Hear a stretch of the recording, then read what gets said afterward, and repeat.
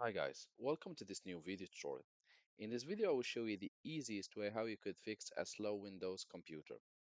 One of the reasons is that might be that your hard disk or the computer hard disk is not functioning well anymore. It might have accumulated errors or issues, so you want to fix that to get higher performance for your Windows computer. So to do that, go to your search tab. If you have Windows 7, 8, 9, 10 or 11 or even 12, it works the same way. Type cmd and on cmd select run as administrator. Click yes. And here we're going to type the following command, sfc slash scan now. Hit enter. And it will say beginning system scan. This process will take some minutes.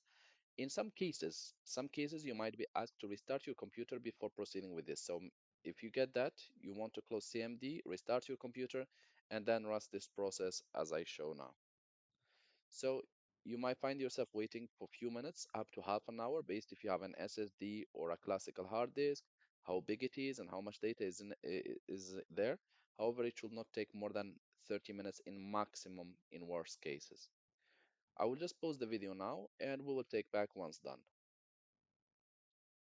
So as you can see, guys, the verification is done, and it says Windows Resources Protection did not find any integrity violations, which means that it didn't find any problems with my hard disk and with my computer. If it finds, it should be able to repair it for you, and a simple restart after that should do the magic. Thank you guys for watching, and talk to you soon in a new video tutorial.